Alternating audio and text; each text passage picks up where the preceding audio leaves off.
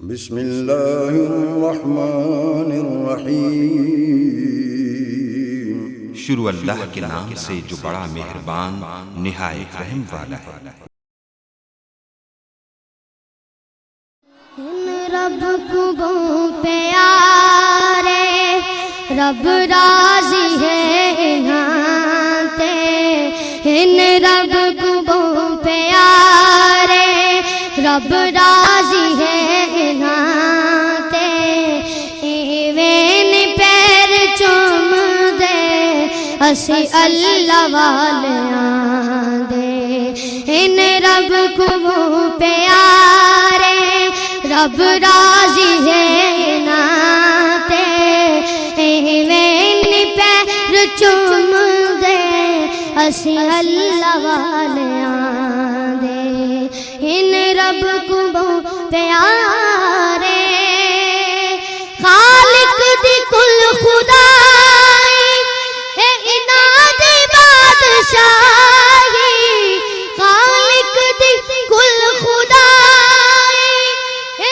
اناد بادشاہی، جو چاو دے کر دے اے دین دے سپاہی، جو چاو دے کر دے۔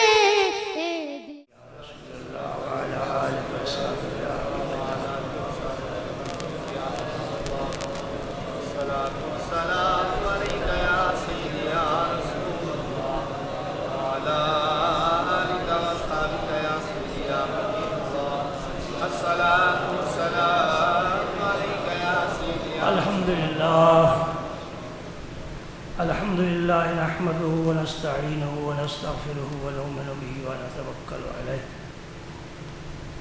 ونعوذ بالله من شرور أنفسنا ومن سيئات أعمالنا، من يهده الله فلا مضل له ومن يضلل فلا هادي له، وأشهد أن لا إله إلا الله وحده لا شريك له، وأشهد أن سيدنا ومولانا محمدا عبده ورسوله الذي أرسله الله بالحق بشيرا ونذيرا وداعيا إلى الله بإذنه وسراجا منيرا،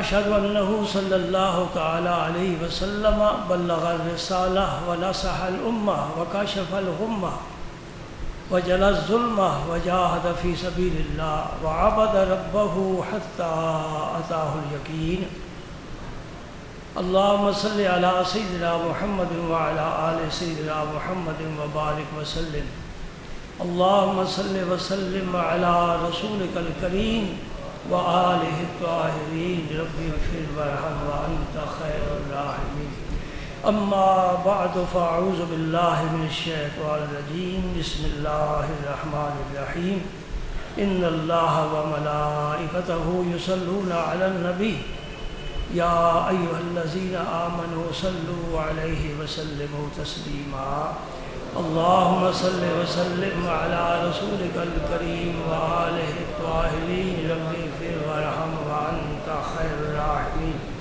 اللهم صل وسلم على رسولك الكريم وآله الطاهرين، رب اغفر وارحم وأنت خير الراحمين، اللهم صل وسلم على رسولك الكريم وآله الطاهرين، رب اغفر وارحم وأنت خير الراحمين۔ حسب وعدہ حضور سید عالم نور مجسم صلی اللہ علیہ وآلہ وسلم کے اس خطبے کو آج میں پیش کرنا چاہتا ہوں جو خطبہ آپ نے شعبان کے آخری دن ارشاد فرمایا، سبحان اللہ، اور اس خطبے کی روایت کرنے والے جناب حضرت سلمان فارسی رضی اللہ تعالی عنہ فرماتے، خاطبنا رسول اللہ صلی اللہ علیہ وسلم فی آخر یوم من شعبان، شعبان کا آخری دن تھا، چاند نظر آنے والا تھا، ماہ مبارک ماہ سیام اپنی بہاریں، رحمتیں، برکتیں، نور اور یمن لے کر اس دنیا پر سایہ فگن ہونے والا تھا۔ آقا کریم نے خطبہ ارشاد فرمایا، آج دنیا میں بے شمار خطیب ہیں، ہر مسجد کے ممبر پر ایک نئے خطیب خطبہ دے رہا ہے۔ پہلے نبیوں نے بھی خطبے دیے، اگر ساری دنیا کے خطبے اکٹھے کیے جائیں نا، میرے نبی پاک کے ایک خطبے کے برابر نہیں ہو سکتے۔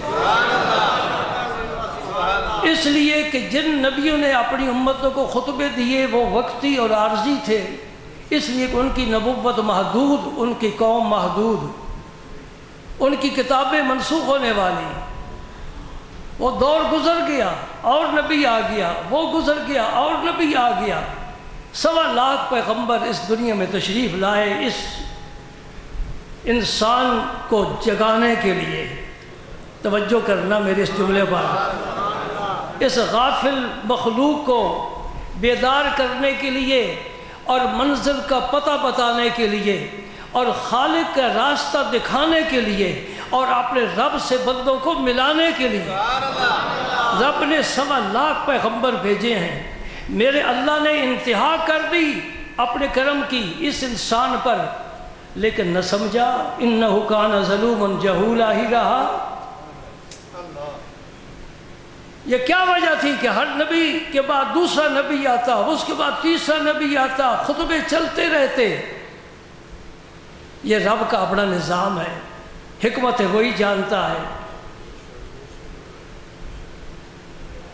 ہمیں تو تب پتہ چلا جب ایک نبی آیا اور رب نے کہا وَلَٰكِن رسول اللہ وَخَاتَمَ النَّبِيِّينَ، یہ اللہ کا رسول ہے اور اس کے بعد کوئی نبی نہیں آئے گا۔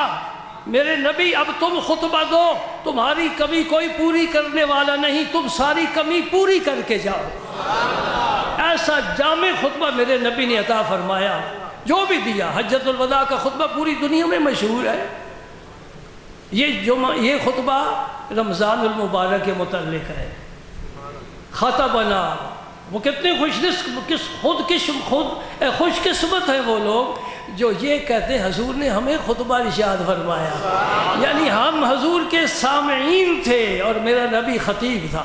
حضور نے اپنے منصب خود بتایا، قیامت کے دن سارے نبیوں کا میں خطیب ہوں گا۔ یہ خطیب کا لفظ اللہ کے نبی نے خود اپنے لیے استعمال فرمایا ہے۔ اب یہ لفظ بڑا محترم ہو گیا، سمجھے نہیں سمجھے؟ جس طرح مولانا ہے، آپ میں سے، آپ کے بچوں میں سے کوئی مولانا بننا پسند نہیں کرتا، ڈاکٹر بننا چاہتے ہیں، انجینئر بننا چاہتے ہیں اور بہت کچھ بننا چاہتے ہیں، بنیں گے یا نہیں بنیں گے۔ یہ مولانا ایسا کورس ہے، مکمل نہیں ہوا رب کے حضور مولانا بن کر پیش ہوگا۔ اور یہ وہ لفظ ہے جو اللہ نے خود اپنے لیے استعمال فرمایا ہے۔ انت مولانا، پڑھتے ہو نا سورہ باقرہ کی آخری آیات، انت مولانا فانصرنا علی القوم الکافرین، یا اللہ تو ہمارا مولانا ہے۔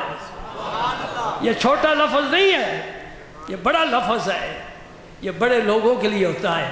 اور جو مولا نہ ہوتے ہیں وہ سارے لوگ نیچے بیٹھتے ہیں، وہ ممبر پر بیٹھتا ہے۔ اگر ملک کا کوئی صدر ہے، وزیر اعظم ہے، وہ بھی نیچے بیٹھے گا۔ کوئی سرمایہ دار ہے، کارخانہ دار ہے، نیچے بیٹھے گا۔ مولانا اوپر بیٹھیں گے، سب پیچھے کھڑے ہوں گے، مولانا آگے کھڑے ہوں گے۔ اور دین کی بات جس نے پوچھنی ہے، دین کیا ہے؟ اللہ کے متعلق، اللہ کے رسول کے متعلق کچھ پوچھنا ہے، وہ بھی بزنس مین سے نہیں پوچھے گا، سرمایہ داروں سے نہیں پوچھے گا، وہ بھی اللہ کہ اس بندے سے پوچھے جائے جسے محلے میں مولانا کہتے ہیں۔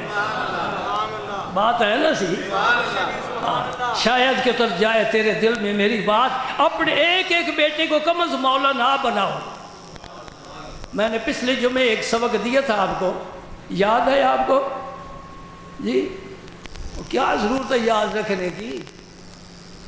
اللہ مبید وجہی یوم تبید وجوہ وتسود وجوہ۔ میں نے عرض کیا تھا یہ دعا جب وضو کرتے وقت چہرہ دھو، یہ دعا ضرور پڑھو۔ جس کے اوپر 40 سال ہے، 50 سال ہے، 60 سال اسے ملے ہیں، 70 سال رب نے مہلت دی ہے، 80 سال کی بہاریں دیکھ کر دنیا سے گیا ہے۔ میں رب کو کریم مانتا ہوں، کریم جانتا ہوں، اور اس کے کرم سے بعید نہیں ہے کہ وہ اس کا بندہ ہر وضو کے وقت جب چہرہ دھوتا تھا عرض کرتا تھا، اے اللہ جس دن کچھ چہرے سیاہ ہوں گے کچھ سفید ہوں گے، میرا چہرہ نورانی بنا دینا۔ رب یقیناً اس کا چہرہ نورانی ہی بنا دے۔ یہ پچھلے جمعے کا سبق تھا، آج بھی میں سبق دے رہا ہوں۔ میرا پیغام ہے اپنے ایک بچے کو ضرور عالم دین بناؤ۔ ہائے ہائے میرے اللہ، ہم کدھر جا رہے ہیں؟ اس دنیا میں کیوں بھیجا تھا؟ مقصد حیات کیا لے کر آیا ہے؟ سوچ بدل گئی۔ ہاں، اس امت کو رب بندر نہیں بنائے گا، جو چاہے کر لے۔ خنزیر نہیں بنائے گا، جو چاہے کر لے۔ ان پر پتھروں کی بارش نہیں ہوگی، یہ امت جو چاہے کر لے۔ اس لیے رب کا وعدہ ہے، ما کان اللہ لیعذبہم وانت فیہم۔ پیارے میرے، تو ان میں ہو پھر میں ان کو عذاب دوں، یہ نہیں ہو سکتا۔ اس لیے نبی پاک نے اوپر جانا عیسیٰ علیہ السلام کی طرح پسند نہیں فرمایا، بلکہ زمین میں رہنا پسند فرمایا ہے، تاکہ زمین والوں کو امن ملے۔ اور تو میں سکھ کا سانس لے لے، درود پڑھا کرو، نبی کو دعائیں دیا کرو، جزا اللہ عنا محمد بما هو اہلہ۔ اللہ ہماری طرف سے اس ذات پاک کو جزا دے جو اس کی شان کے لائق ہے۔ اللہ اکبر۔ یہ بھی ساتھ دعا کرو، اس تھوڑے وقت میں یہ خطبہ پورا بھی ہو جائے، لیکن مجھے مشکل ہی نظر آتا ہے، کیا کریں ہم؟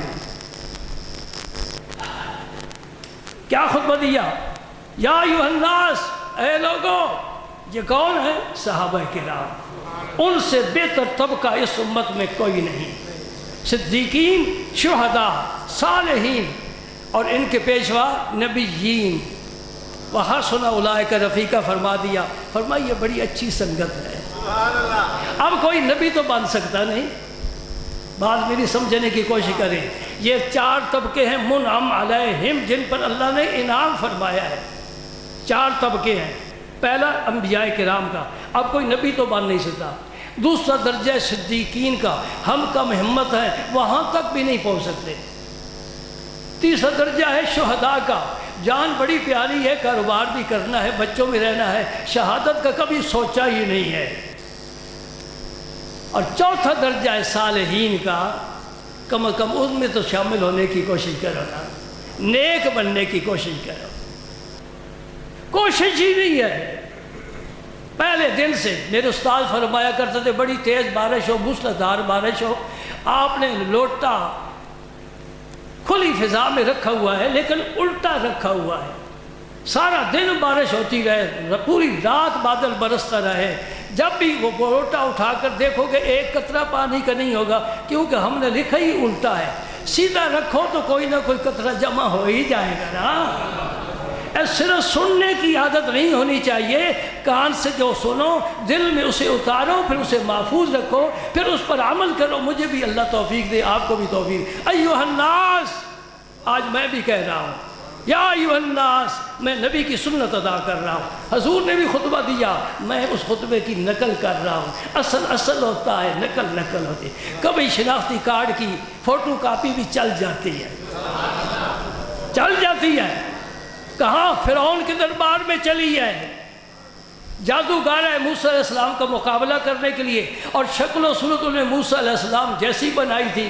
رب نے انہیں اسی جگہ ایمان بھی دیا ہے، موسیٰ علیہ السلام کی صحبت سے صحابی بھی بنایا ہے، اور پھر صبر کرنے والا بھی بنایا ہے، اور پھر شہادت کے مرتبہ بھی پہنچا کر جنت میں پہنچایا۔ موسیٰ علیہ السلام نے پوچھا، یا اللہ یہ تو نے حد کر دی، تیرے سارے فیصلے بڑے عجیب ہیں۔ بلے شاہ صاحب نے کہا تھا، اس گول مول رب نے بھی حد کیتی ہے۔ گول مول کا مطلب کیا ہے؟ کوئی پتہ نہیں چلتا کہاں ہے، ختم کہاں ہوتا ہے۔ جو گول دائرہ ہوتا ہے اس کا کوئی نقطہ ابتدائیہ اور انتہائیہ نہیں معلوم ہوتا۔ رب کی نہ کوئی ابتدا ہے، ہر ابتدا سے پہلے ہے، کوئی انتہا نہیں، ہر انتہا کے بعد ہے۔ والاول والآخر والظاہر والباطن وہو بکل شیء علیم۔ یہ کون ہے؟ کون؟ میرا اللہ ہے۔ یہ کون ہے؟ تیرے دل میں خیال آیا ہے، زبان پر بات نہیں آئی، میرا رب اس سے واقف ہے۔ لکو دک صحرا میں اندھیری رات میں بادل کا بھی اندھیرا ہے، ایک چیونٹی چل رہی ہے، اس سے بھی میرا رب بے خبر نہیں ہے، جو قطرہ گرتا ہے رب اس سے بھی باخبر ہے۔ سبحان اللہ، آمین۔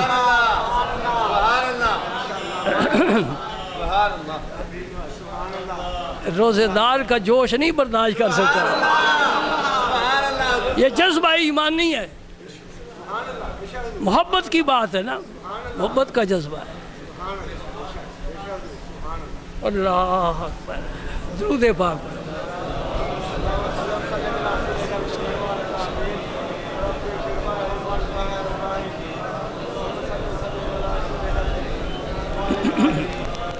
یا ایھا الناس قد اظلکم شہر عظیم، تم پر عظیم یعنی عظمت والا مہینہ سایہ فگن ہونے والا ہے۔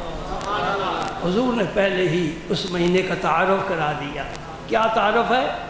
عظیم۔ عظیم کسے کہتے ہیں؟ ہم کیا سمجھے؟ رکوع میں جاتے ہو تو کیا پڑھتے ہو؟ سبحان رب عظیم۔ ہم کیا سمجھے رب کی کتنی عظمت ہے؟ کوئی سمجھ سکتا ہے؟ اور اللہ نے اپنے حبیب کے بارے کیا فرمایا؟ وَإِنَّكَ لَعَلَىٰ خُلُقٍ عَظِيمٍ۔ جب اللہ کی عظمت نہیں سمجھ سکتے تو جس اللہ نے اپنے نبی کی اخلاق کو عظیم فرمایا ہے، نبی کی اخلاق کی عظمت بھی ہم نہیں سمجھ سکتے۔ ایسا اخلاق والا، توجہ فرمائے نا، سبحان اللہ۔ حبشی نے، وحشی نے حضور کے پیارے چچا سیدنا امیر حمزہ کو شہید کیا، بے دردی سے کیا اور بزدلی کے ساتھ کیا، پس پشت سے وار کیا۔ اللہ نے انہیں شہادت کا جام عطا فرمایا۔ مکہ فتح ہوا، اذن عام ہو گیا، لا تثریب علیکم اليوم، آج کسی پر کوئی گرفت نہیں، سب کو معافی ہے، معافی عام ہے۔ ایسا کوئی فاتح دنیا میں نہیں ملے گا جو قوت کے باوجود اپنے دشمن کو یوں معاف فرمائے۔ وحشی نے بھی منہ لپیٹا اور آ کر بیٹھ گیا، حضور کے پیچھے آ کر بیٹھ گیا۔ اب دیکھا نا کہ یہ سفیان کی بیوی ہند اس سے معافی مانگ رہی ہے، اس فلاں کو معافی مل رہی، فلاں کو معافی، وہ بھی اٹھ کر سامنے آ گیا، اشہد ان لا الہ الا اللہ۔ حضور نے فرمایا تو وحشی ہے؟ میں وحشی۔ فرمایا جا، میں نے تجھے معاف کیا۔ خون کے پیاسوں کو دعائیں میرے نبی نے دی، یہ اخلاق ہے میرے نبی کے، جیسے رب نے فرمایا وَإِنَّكَ لَعَلَىٰ خُلُقٍ عَظِيمٍ۔ یہ مستقل موضوع ہے۔ یہ مہینہ پھر عظمت والا سمجھ میں آ گیا نا، کچھ تھوڑا سا ذہن میں۔ پورے قرآن پاک میں سال میں کتنے مہینے ہوتے ہیں؟ 11 کا نام رب نے نہیں لیا، اس ایک مہینے کا رب کا نام لیا۔ شہر رمضان الذی انزل فیہ القرآن، اس مہینے کا رب نے قرآن میں نام لیا ہے۔ 11 ماہ میں سے کسی، نہ محرم کا ہے، نہ سفر کا ہے، نہ ربیع الاول کا ہے، 11 ماہ گن جاؤ، قرآن کے 30 پاروں میں کہیں کسی مہینے کا نام نہیں ہے۔ کیوں؟ 11 ماہ جو ہے ان کے نام اہل عرب نے خود رکھے ہیں، اور اس مہینے کا نام اللہ نے رکھا ہے۔ جس طرح زکریا علیہ السلام سے فرمایا تھا، زکریا میں تجھے بشارت دیتا ہوں بیٹے کی، اور اس کا نام بھی میں نے رکھا ہے یحییٰ، اور آج دن تک کسی نے یہ نام رکھا بھی نہیں، میں محفوظ رکھ کر آیا ہوں اپنے پیغمبر کے لیے۔ یہاں پیغمبر کی یہ شان ہے، رب ان کے بچوں کے نام بھی اللہ رکھتا ہے، اور خوشخبریاں مبارکیں بھی اللہ دیتا ہے۔ سبحان اللہ۔ اسی طرح حسنین کریمین کے نام میرے پاک پیغمبر سید عالم فخر موجودات صلی اللہ علیہ وسلم نے خود رکھے ہیں۔ حضرت علی نے تو حسن کا نام حرب رکھا، فرمایا نہیں حرب نہیں حسن۔ پھر جب حسین پیدا ہوئے کیا نام رکھا ہے جی؟ حرب۔ فرمایا نہیں حسین رضی اللہ عنہما۔ پھر حضور نے فرمایا علی یہ دو نام ہیں جو آج دن تک کسی کے نہیں رکھے گئے، میں نے تیرے بیٹوں کے رکھے، تیرے نہیں میرے بیٹے ہیں۔ حضور نے فرمایا ہر پیغمبر کی اولاد اس کی سلب سے ہوتی ہے، میری اولاد علی کی سلب سے ہوگی، اس لیے حضرت علی کی اولاد آل رسول کہلاتی ہے، اولاد علی کی ہے اور اولاد رسول ہے۔ ہر کلمہ پڑھنے والے پر اولاد رسول کا احترام فرض ہے۔ قُلْ لَا أَسْأَلُكُمْ عَلَيْهِ أَجْرًا إِلَّا الْمَوَدَّةَ فِي الْقُرْبَى، یہ آیت بتاتی ہے کہ امت پر نبی کی آل کا احترام وہ جیسے بھی ہو، یہ نہ دیکھا کرو، یہ نہ دیکھا کرو شاہ جی کی کیا کر دینا، نہیں شاہ جی نو نہ دیکھو، اوپر دیکھو جن کا یہ شاہ جی ہے۔ بات میری سمجھ آ رہی ہے؟ قرآن کا ورق ہو، زمین پر پڑا ہو، کیچڑ میں لگا ہوا ہو، تو کیا آپ روند کر گزر جائیں گے؟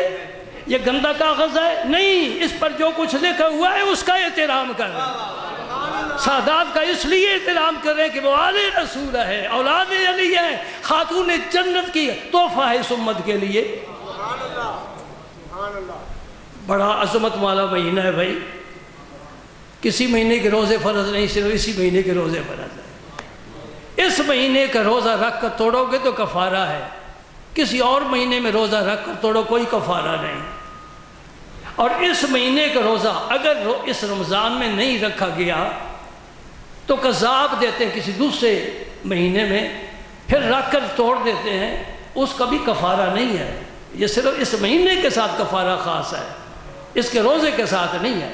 یہ بھی مسئلہ سن لو، اگر کسی نے ایک روزہ بھی اس مہینے کا چھوڑ دیا، نبی کریم صلی اللہ علیہ وسلم نے فرمایا ساری زندگی روزے رکھتا رہے وہ درجہ نہیں پا سکتا، اتنی فضیلت ہے اس مہینے میں۔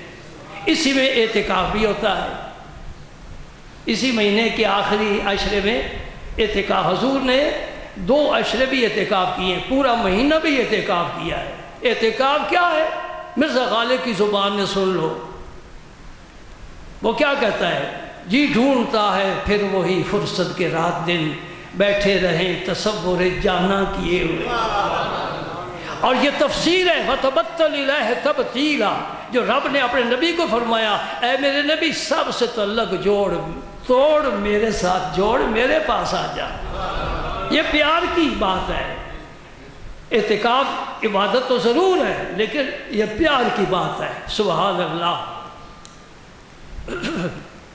پیاری سنت میرے نبی نے عطا فرمائی اپنی امت کو۔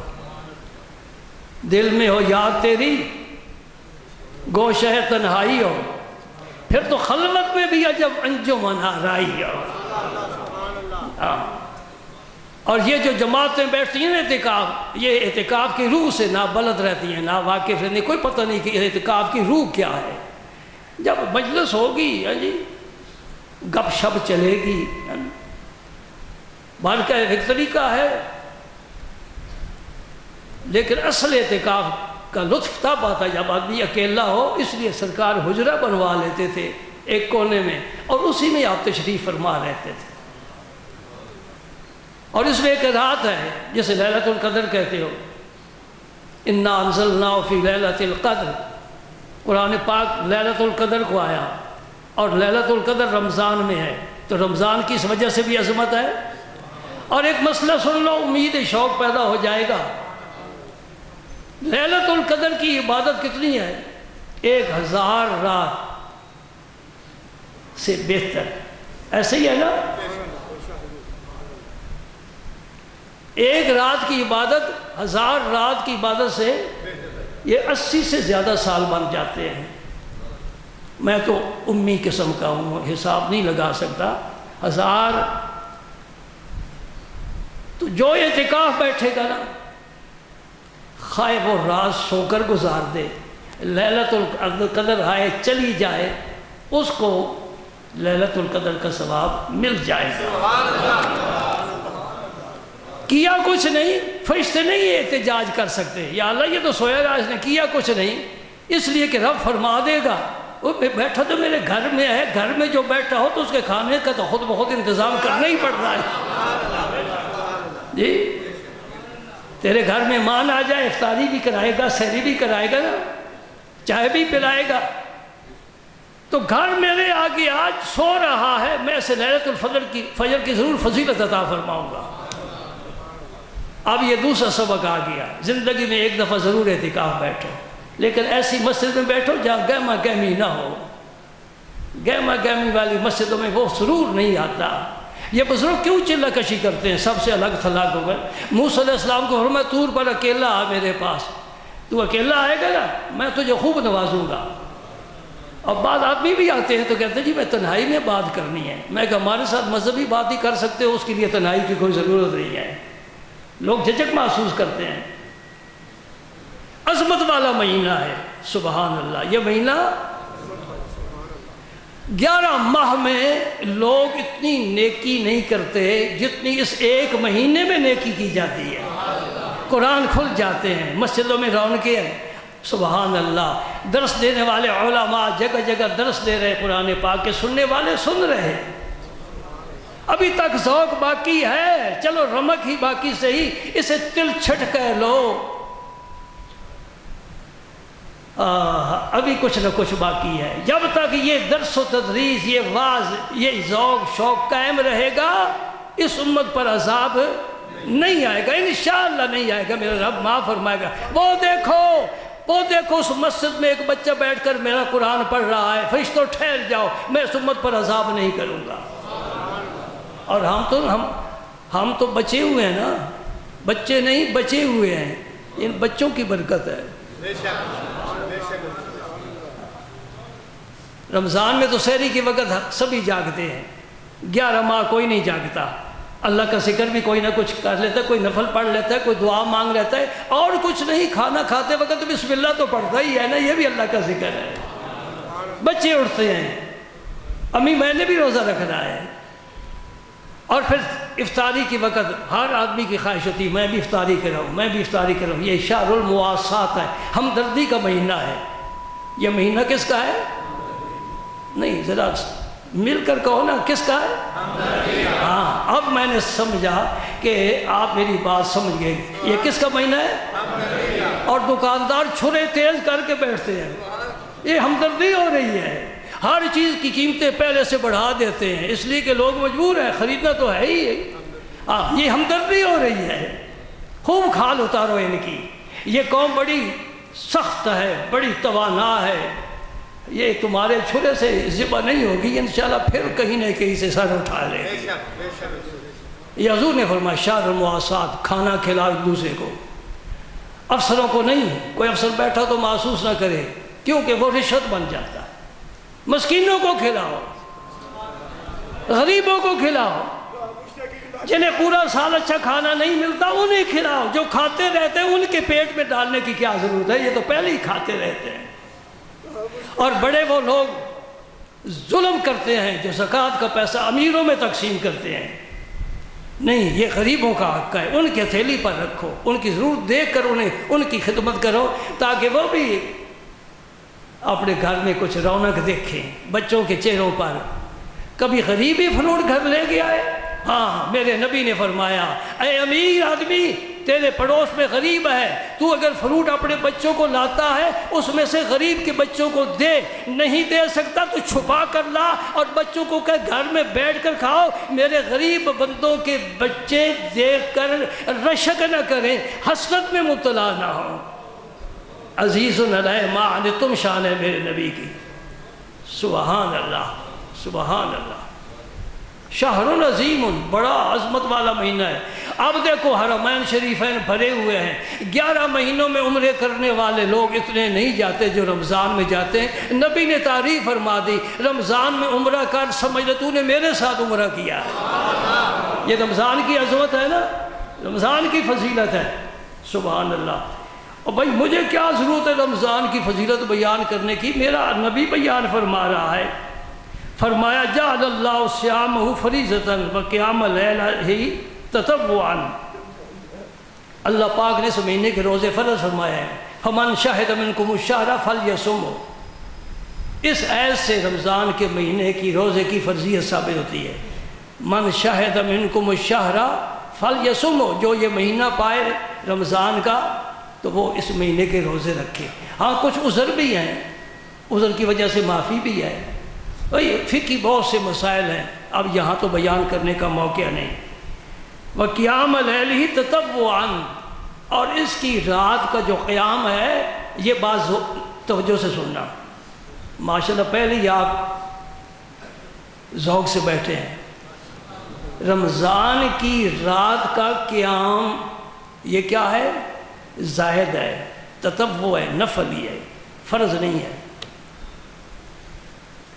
ان لوگوں سے میں پوچھتا ہوں جو ایک تو ایسا بھی ہے نا، اللہ تعالیٰ اس کے شر سے بچائے، جو کہتا ہے تراویح کی نماز کوئی نماز ہے ہی نہیں۔ اس کا معنی یہ ہے کہ یقین ہو گیا کہ اس شخص نے کبھی یہ نماز پڑھی ہی نہیں، یہ تو راندہ درگاہ ہے۔ میں نام نہیں لیتا، نہ نام اس قابل ہے کہ اس کو ممبر پر بیٹھ کر لیا جائے، نام اللہ کے رسول کا لینا چاہیے، سمجھے نا؟ کسی اہل وغیرہ نتو خیرے کے نام لینے کی کوئی گنجائش ہی نہیں ہے۔ لیکن آپ کے بھی علم میں ہے ایک ایسا بدبخت ہے جو اپنے آپ کو عالم سمجھتا ہے اور پوری امت میں شکوک و شبہات کی گندگی اور بدبو پھیلا رہا ہے، کہتا ہے تراویح کوئی مستقل نماز ہے ہی نہیں۔ تو اس سے مجھے اندازہ ہو گیا نا، آپ کو بھی اندازہ ہو گیا اس نے تو کبھی پڑھی ہی نہیں، ہے نا راندہ درگاہ۔ اور کچھ ہے بالکل ہے جی نماز، لیکن یہ نبی پاک نے نہیں پڑھی، یہ وہ تہجد والی نماز ہے، وہی 8 رکعتیں ہیں، 3 رکعت وتر ہے، کل 11 رکعتیں بنتی ہیں، نبی پاک نے یہی پڑھی، تم بھی یہی پڑھو، 8 پڑھو، 3 وتر پڑھ لینا، سحری کے وقت جاؤ چھٹی کرو۔ یہ جو حضور نے فرمایا وَجَعَلَ صِيَامَهُ فَرِيضَةً وَقِيَامَ لَيْلِهِ تَطَوُّعًا، کہ رمضان کی رات میں جو قیام کرنا ہے یہ رب نے تطوع فرمایا ہے۔ تو تہجد تو پورے 12 مہینے ہی چلتا ہے نا، اس کا رمضان کی رات کے ساتھ کیا تعلق ہے؟ اس سے معلوم ہوا کہ تہجد الگ نماز ہے اور تراویح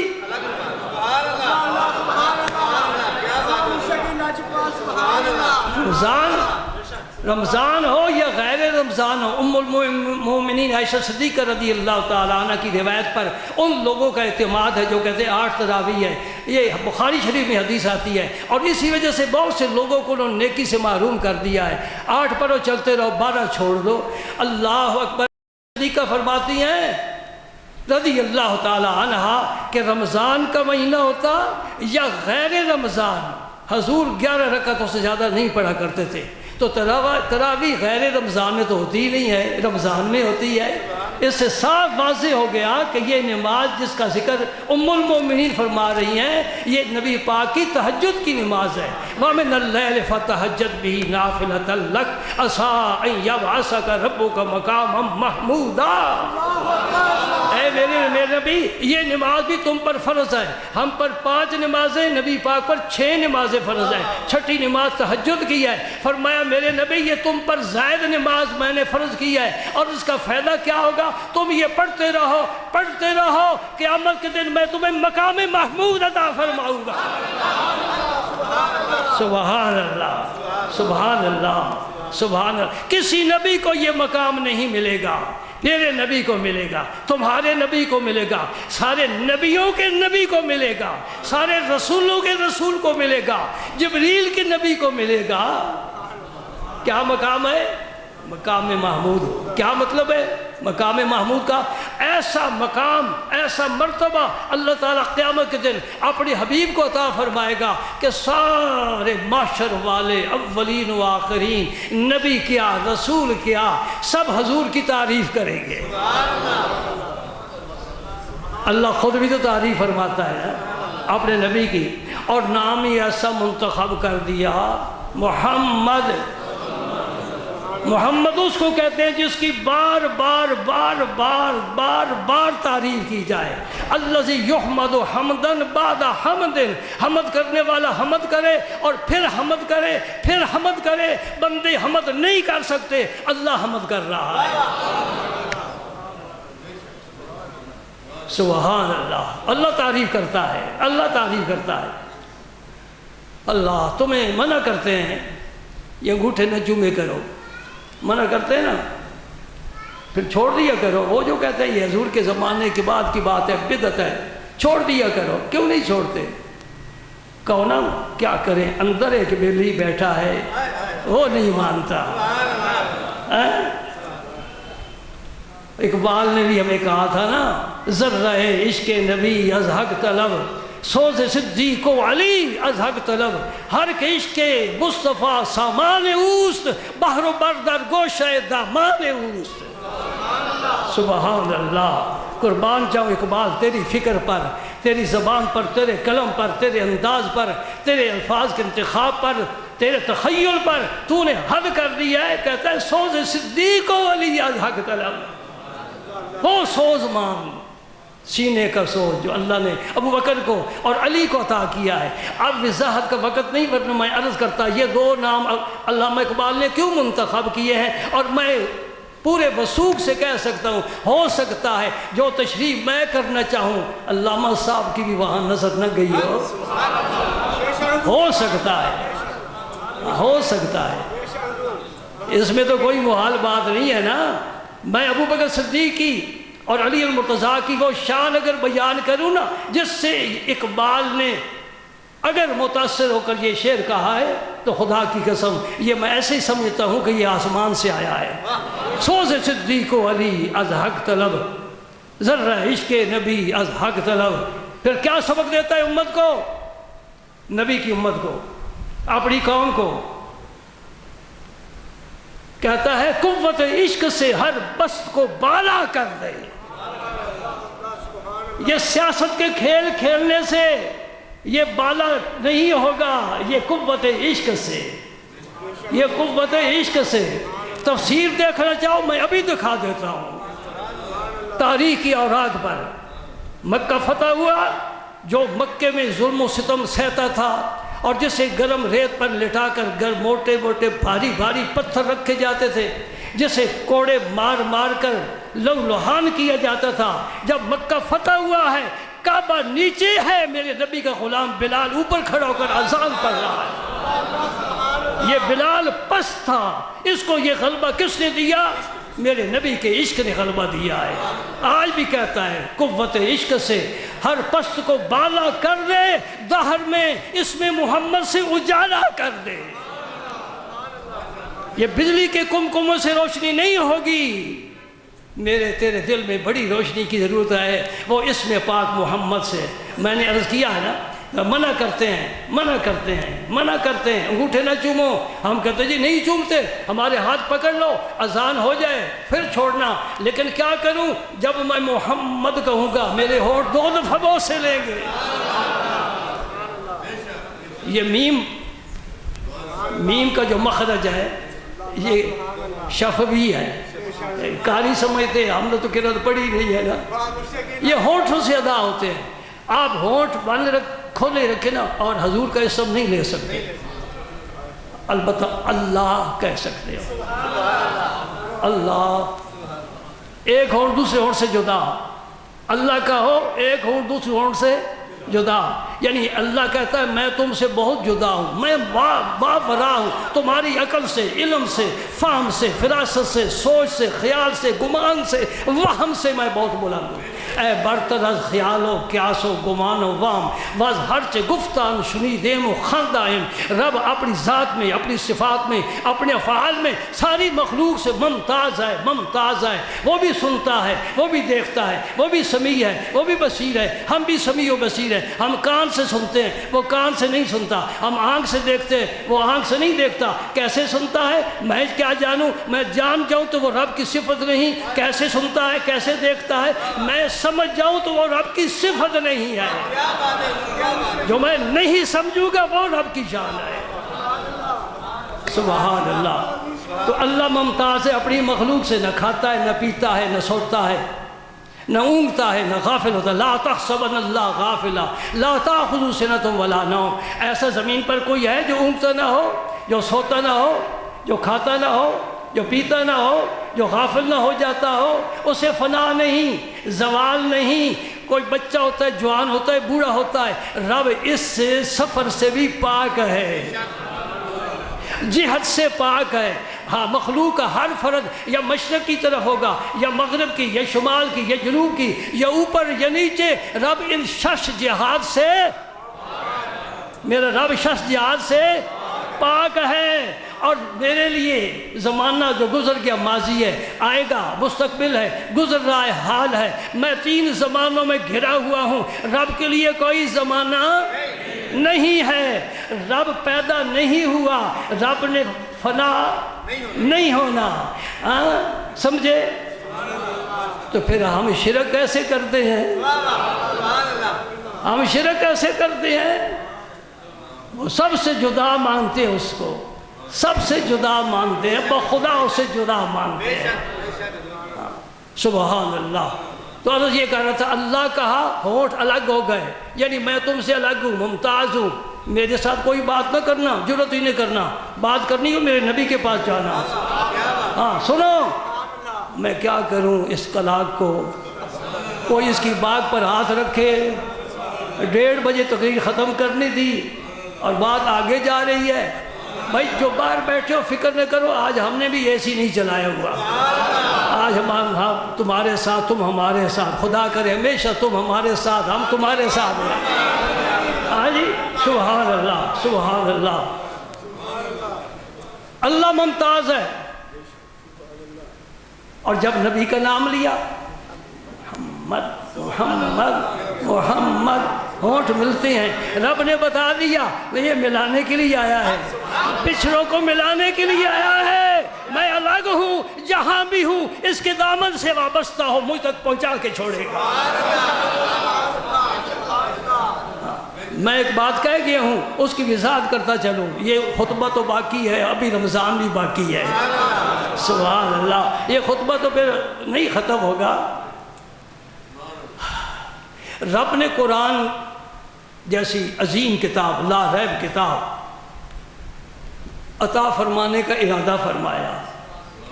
یہ ہدایت ہے نا، ہدی للمتقین، قرآن ہدایت ہے، یہ کبھی منسوخ نہیں ہوگی۔ لا تبدیل لکلمات اللہ، رب کے کلمات نہیں بدلتے۔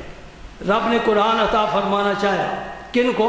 اہل عرب کو، انہیں انتخاب فرمایا نا اپنے نبی کے لیے۔ والذی بعث فی الامیین رسولا، یہ امیین کون ہے؟ مکے والے، ان پڑھ، انگوٹھے لگانے والے۔ رب نے ان کو قرآن دینا چاہا تو جبریل کو قرآن دے کر بے شمار ہر گھر میں پہنچا دیتا۔ عربی جانتے ہیں، پڑھیں گے سمجھ جائیں گے جو کچھ لکھا ہوا ہے۔ اہل زبان کے لیے پڑھنا کوئی مشکل تو نہیں ہے، لیکن نہیں، رب نے سب سے پہلے اس کتاب کو جبریل امین کے حوالے کیا۔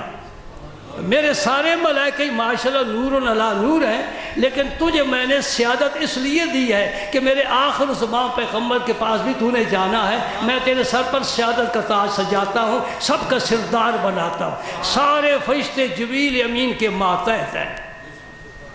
پہلے تو ان کو کتاب دی اور انہیں امین کا لقب دیا۔ یہ زبر زیر میں فرق کرنے والا نہیں، یہ امین ہے، امانت لے کر جائے گا تو امانت داری پوری۔ پھر مکے میں جو سب سے زیادہ امین تھا، جیسے کافر، مشرک، بے ایمان، ابو جہل، ابو لہب، عتبہ، شیبہ، سب ہی امین کہتے تھے۔ پوری مکے کی فضا سادے کو امین کہتی تھی، وہ میرے اور آپ کے آقا ہے۔ پھر فرمایا ان کو جا کر دینا۔ جبریل کو کہتے ہیں نا گھروں میں پہنچا دو، وہ کاپیاں کر کے آگے دوسرے شہر میں طائف میں بھیج دے، ایسا نہیں نہ کیا۔ قادر تھا نا، اللہ کل شین قدیر جو ہے وہ ارادہ بڑا قوی رکھتا ہے، بڑی طاقت والا ہے، بڑی حکمت اور دانائی والا ہے۔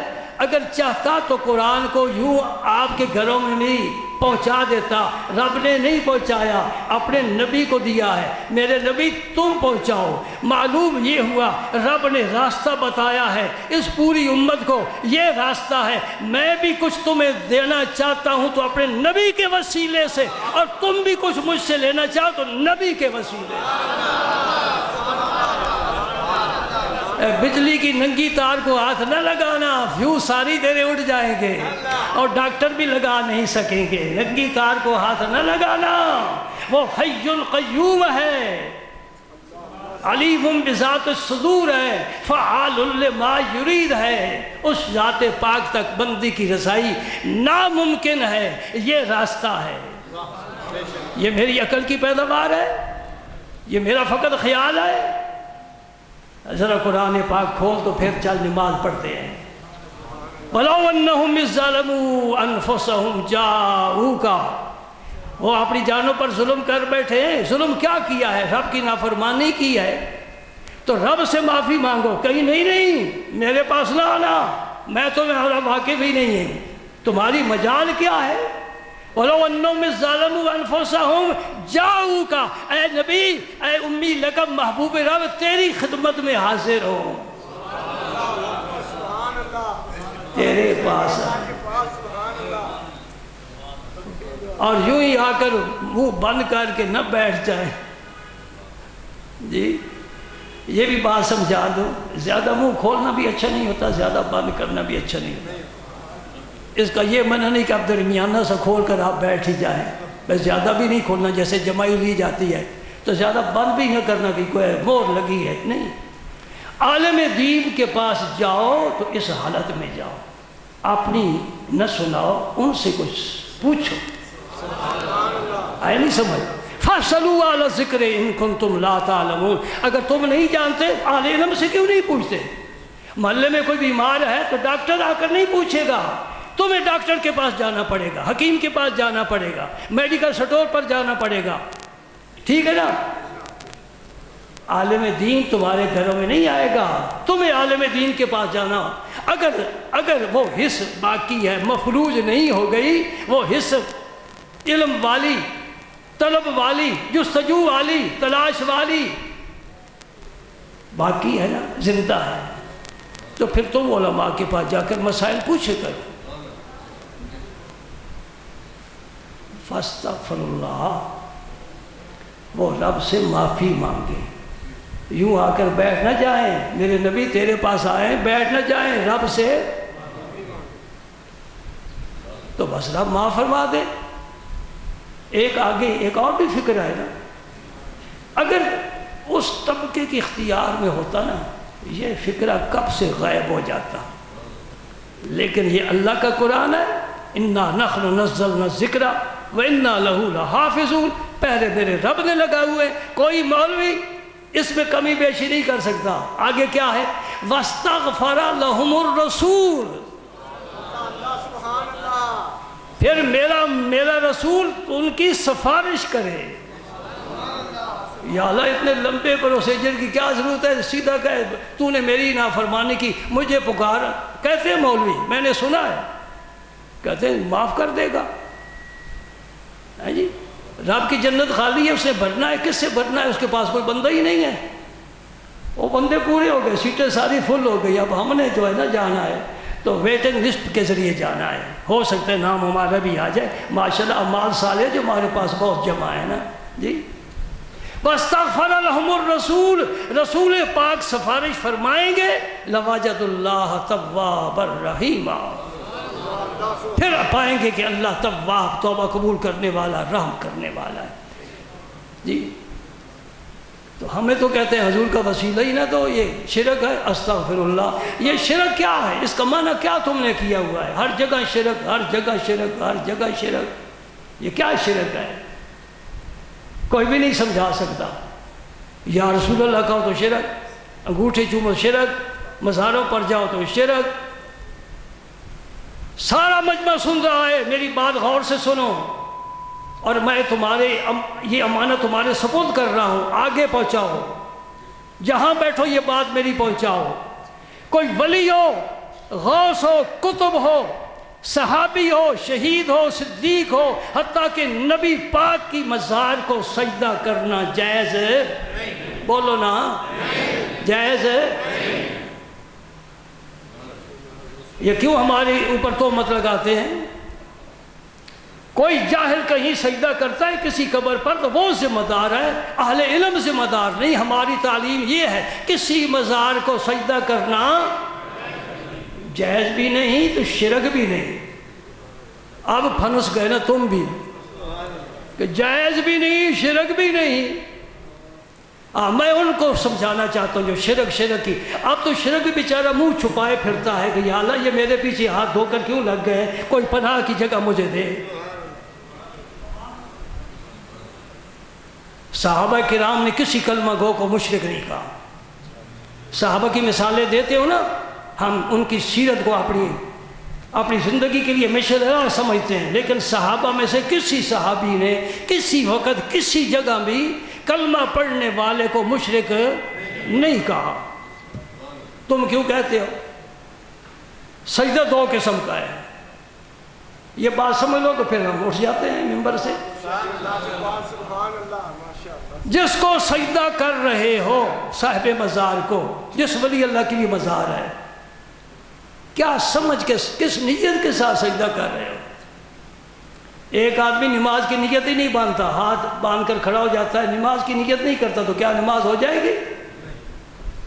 احد شریف میں حاضر ہوا نا تو یوں ہی ہاتھ میں نے تو باندھے، تو وہ جو ملا کھڑا تھا نا اسے متبع کہتے ہیں، اللہ بچائے ان کے شر سے۔ وہ مجھے کہتے صلاۃ، اور میں کہ بلا نیت صلاۃ، نہ قبلے کی طرف رخ ہے نہ نیت ہے میری، تو صلاۃ کہتا ہے؟ کہتے ہاتھ چھوڑ دے۔ میں کہ ہاتھ چھوڑنا بھی نماز میں ایک رکن ہے، پھر تو کہے گا یہ بھی تو صلاۃ ہے۔ آپ نے توجہ نہیں کی، غور نہیں کیا، نہیں سمجھے؟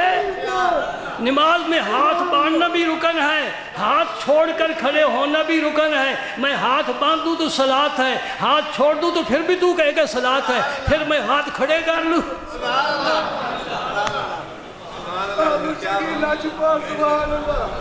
ایک لطیفہ سناؤں تو میں، یہ میری طرف سے افطاری قبول کرو۔ برگ سبز تحفہ درویش۔ ایک میراثی کسی مسجد میں گیا نا نماز پڑھنے کے لیے، پتہ نہیں کیسے خیال آ گیا اس کو، انہیں کہا چلو رمضان کا مہینہ ہے میں بھی 2 سجدے دے رہا ہوں۔ دیکھا تو ایک نا یہاں سینے پر ہاتھ باندھ کر کھڑا تھا، یوں گھٹا ہوا جیسے قبض ہوتی ہے معذرت کے ساتھ۔ ایک یہاں ہاتھ باندھ کر کھڑا تھا، ایک ہاتھ چھوڑ کر کھڑا تھا۔ انہیں سوچا یہاں باندھوں تو پھر اس کی طرح ہو گیا، یہاں باندھوں تو اس کی طرح ہو گیا، یہ دونوں خانے چھوڑ کر کھڑوں تو وہ خانہ پڑا ہوا ہے، انہیں پیچھے باندھ دیے۔ اب ہمارے یہاں یہ مثال، یہ صورت بن گئی۔ اللہ ان مولویوں کو ہدایت دے۔ جب سے اس خطہ پاک میں کلمہ طیبہ آیا، کون لایا؟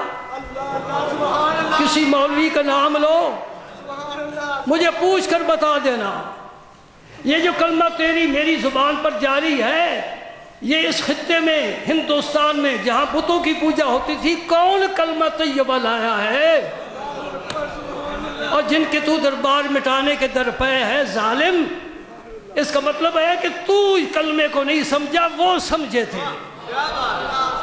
یہ جو کچھ ہمارے پاس ہے ان کا عطا کرنا ہے، ہم انہی کے پیروکار ہیں، انہی کے نام لیوا ہیں، ہمارے سینے میں انہی کی یاد آباد ہے۔ خدا کرے یہ ہمیشہ آباد رہے اور ہمارے سینے پھر آباد رہے۔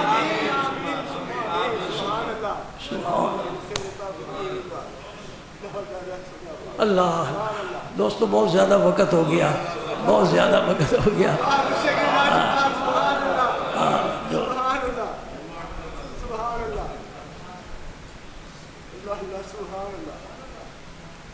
بڑی الٹی گنگا چل رہی ہے۔ آپ لوگ تو بے فکر ہیں نا، اس لیے کہ آپ کا یہ شعبہ نہیں ہے، یہ ہمارا شعبہ ہے۔ اس وقت ایران اپنی پوری دولت اپنے مذہب کے پھیلانے پر لگا رہا ہے۔ ان کے مدارس میں 10,000 ہزار 8,000 9,000 طلباء علم حاصل کر رہے ہیں، یہ پنیری لگا رہے ہیں۔ اور سعودیہ میں جاؤ، سعودیہ، دبئی، کویت، یہ جو عرب امارات ہیں، یہ سارا روپیہ اپنے مسلک کے نشر و اشاعت ترویج میں لگا رہا ہے۔ سنی کیا کر رہا ہے؟ سنی کہتا ہے چل میں اس کے ساتھ شامل ہو جاتا ہوں، کوئی کہتا ہے میں چل اس کے ساتھ شامل ہو جاتا ہوں، کوئی کہتا ہے میں چل اس کے ساتھ شامل ہو جاتا ہوں۔ ہم بے خبر ہیں۔ یہ سرمایہ داروں کا فرض تھا کہ اپنا سرمایہ دین پر خرچ کرتے، قیامت کے دن عزت پا جاتے۔ یہ فیکٹریوں کے پیچھے لگے ہوئے ہیں، کارخانوں کے پیچھے لگے ہوئے ہیں، سیاستدان سیاستوں کے پیچھے لگے ہوئے ہیں۔ یہ سارا روپیہ ملک کا ادھر غرق ہو رہا ہے، اور حکومت پاکستان کسی دینی ادارے میں کچھ خرچ کر رہی ہے؟ پاکستان کا مطلب کیا؟ نہیں بھائی نہیں، کوئی اور مطلب، وہ تو پرانا مطلب تھا نا، 60 سال ہو گئے، 60 سال میں تو بندہ بھی ریٹائر ہو جاتا ہے، ملازم بھی، وہ مطلب ختم ہو گیا۔ اگر وہ مطلب ہوتا تو کم از کم ہر ضلعی مقام پر حکومت کی طرف سے ایک دینی زبردست درسگاہ ہوتی، سمجھے نا؟ اور تمہاری بھی سوچ واہ ہے، مولوی موٹر سائیکل لے تو پیٹ پکڑ کر بیٹھ جاتے ہیں، اگر گاڑی تو آ جائے تو پھر بلڈ پریشر ہائی ہو جاتا ہے، پھر خطرے کی گھنٹی بجنے لگ جاتی کہ مولوی ہو کر گاڑی اس نے رکھی ہوئی ہے، خدا کے بندو ان کو چلنے دو، یہ تیرا کام کر رہا ہے، اس کتاب کی کون حفاظت کر رہا ہے؟ اور دکانداروں تم مجھے بتاؤ، کارخانہ داروں تم بتاؤ، زمینداروں تم بتاؤ، سرمایہ داروں تم بتاؤ، رب کے قرآن کی حفاظت کون کر رہا ہے؟ مسجد کا ملا کر رہا ہے، سمجھے؟ مسئلہ میں بتا کر پھر اٹھتا ہوں ممبر سے، باتیں تو میری ختم نہیں ہو سکتی، نہیں ہونی بھی نہیں چاہیے۔ خون دل دے کے نکھاریں گے رخے برگ گلاب، ہم نے گلشن کے تحفظ کی قسم کھائی ہے۔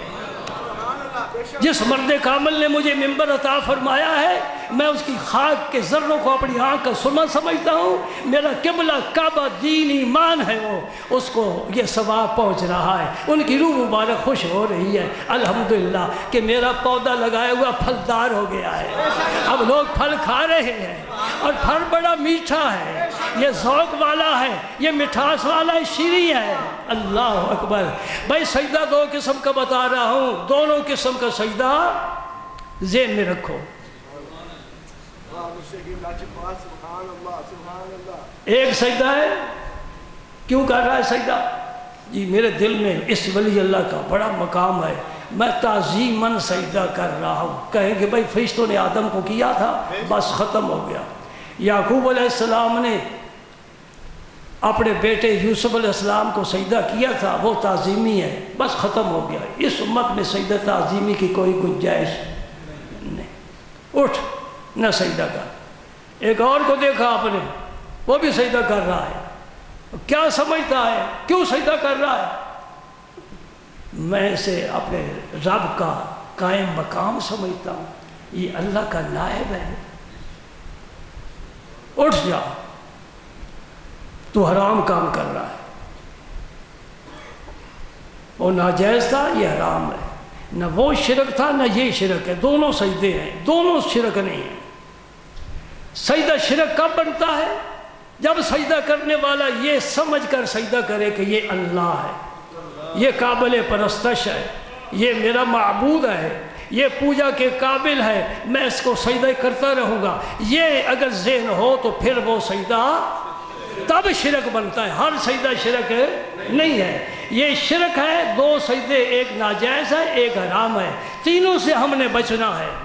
یہ پیشانی سوائے اللہ کے کسی کے سامنے نہیں جھک سکتی۔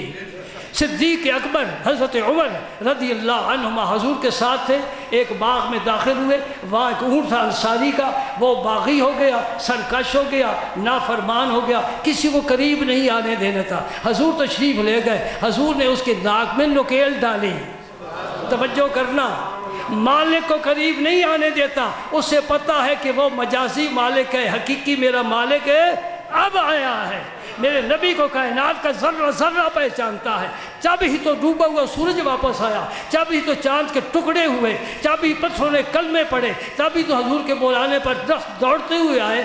پہچانتے نہیں تھے، نہیں پہچانتا تو سرکش جن اور سرکش انسان نہیں پہچانتا۔ پھر اس اونٹ نے حضور کو سجدہ کیا اپنی پیشانی، وہاں ایک بکری تھی باغ میں، وہ دوڑ کر آ گئی، انہیں کہا واہ واہ واہ واہ، سبحان اللہ سبحان اللہ۔ آپ بھی ایک دفعہ کہہ دیں وہ سوئے، میں یہ شعر یاد کر رہا تھا اس لیے میں نے وقفہ لیا، وہ سوئے لالا زار، وہ سوئے لالا زار پھرتے ہیں، وہ سوئے لالا زار پھرتے ہیں، تیرے دن اے بہار پھرتے ہیں۔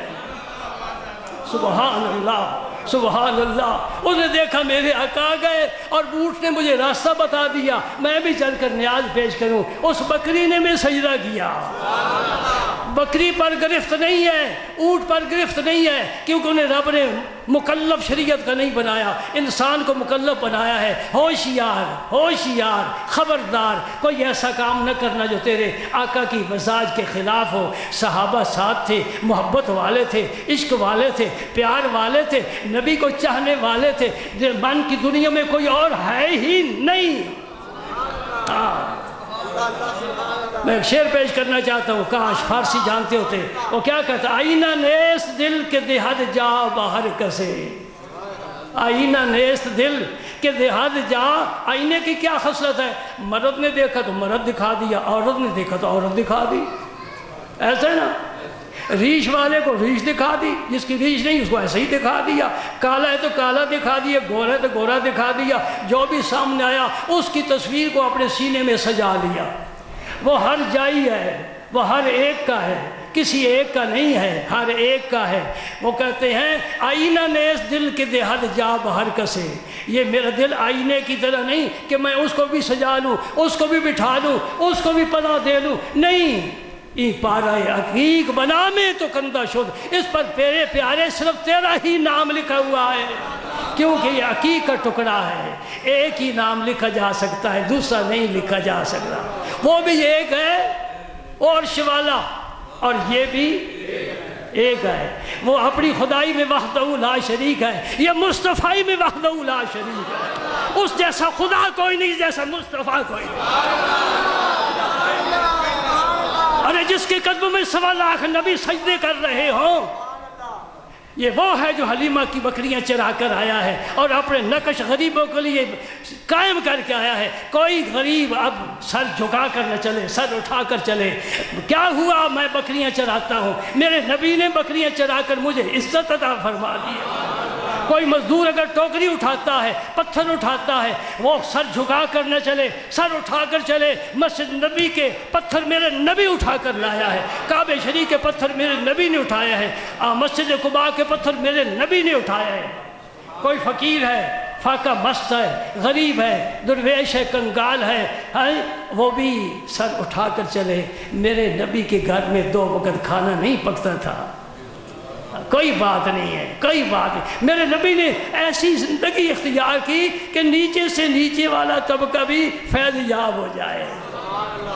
سبحان اللہ، سمجھے بات میری؟ آئینہ نیز دل کے دہد جا باہر کسے، ای پارہ عقیق، ای پارہ عقیق بنا میں تو کندہ شد۔ خدا کرے ہمارے دلوں میں اللہ اور اللہ کے نبی کی محبت رہے، اور ہمارے ظاہر پر اللہ اور اللہ کے نبی کے احکام رہیں۔